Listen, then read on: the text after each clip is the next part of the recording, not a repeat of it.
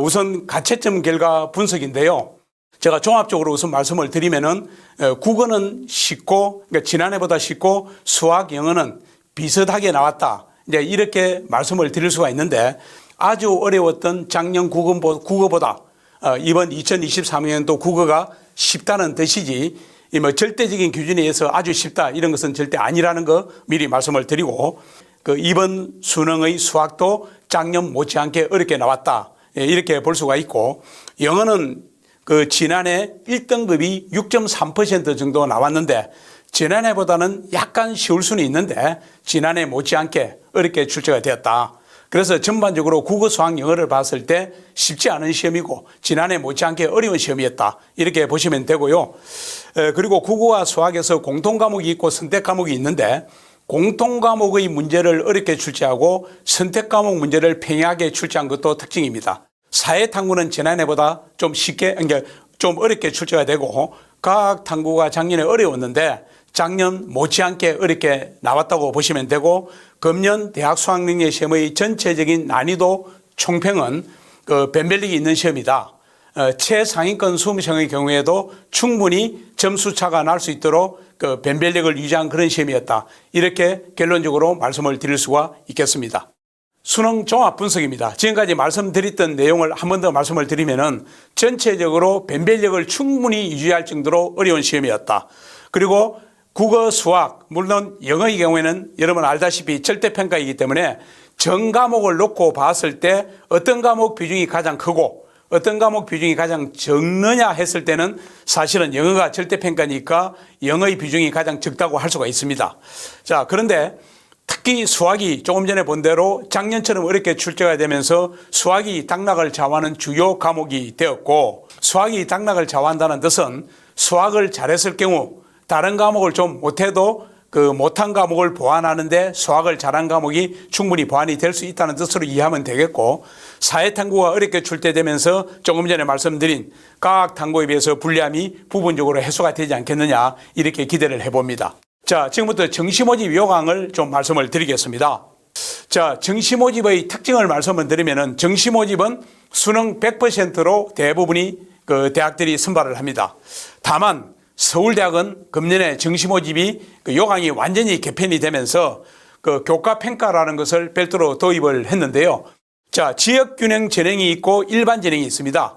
수시모집도 여러분 알다시피 지역균형 전형과 일반 전형이 있는데 지역균형 전형의 경우에는 전형 방법이 수능 60점에다가 교과평가 40점을 반영을 합니다. 그러니까 100점 만점에 수능을 60점, 교과평가 40점이니까 뭐 여러분들이 보시기에도 수험생들이 볼 때도 수능을 잘해야 되겠네 하는 생각을 할 수 있는데 이 교과평가 40점이 40% 되다 보니까 교과평가를 못 받으면은 이게 수능을 잘해도 합격하기가 어렵다는 것을 우리가 알 수가 있고 그리고 일반 전형의 경우에는 1단계 수능으로 2배수를 먼저 뽑습니다. 2배수를 뽑은 다음에 2단계 가서 1단계 성적이니까 수능이 80점이고 교과평가가 20점이고 뽑는 인원이 1119명입니다. 따라서 일반 전형은 수능으로 2배수를 뽑기 때문에 사실은 이 2배수 안에 들기도 힘들고 1단계를 통과하고 나면은 수능이 80점이고 교과평가가 20점이기 때문에 결국 2단계 가서도 수능의 비중이 월등하게 크다고 할 수가 있고 2단계 보는 일반 전형의 교과평가는 그 비중이 지역균형 전형에 비해서는 그다지 크지 않다. 자, 정시모집은 가군, 나군, 다군이 있습니다. 각 군별로 한 번씩 원서를 낼 수가 있고요. 수시모집은 그냥 지원 횟수가 6회라고 되어 있는데 정시모집은 가군에 한 번, 나군에 한 번, 다군에 한 번 이렇게 지원이 가능합니다. 자, 군별로 대학들이 어떻게 뽑는가 말씀을 드리면요.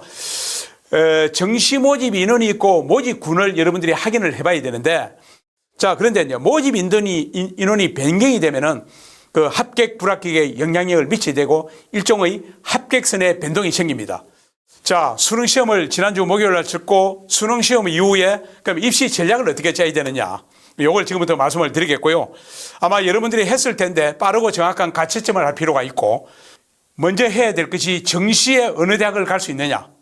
지금 수시모집 논술하고 면접이 남아있지만은 정시에 내가 어느 대학을 갈 수 있느냐를 먼저 판단을 한 다음에 남은 수시모집, 대학별 고사 응시 여부를 판단을 해야 됩니다.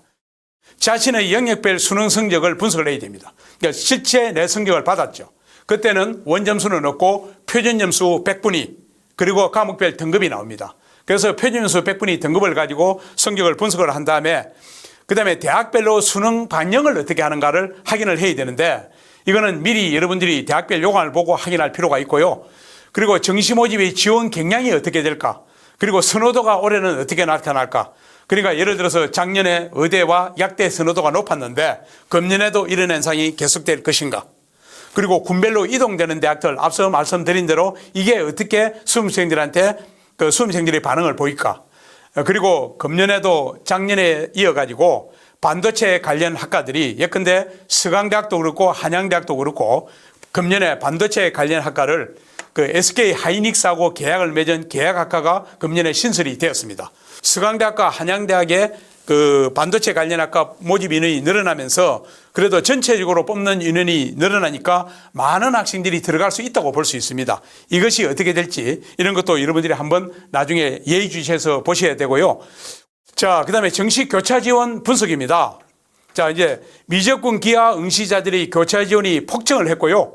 상위권 대학들은 30 내지 60% 정도가 교차 지원이 이루어졌고, 자, 이런 현상은 올해도 계속될 것으로 전망이 되는데, 사탐 변수가 올해는 생겼다.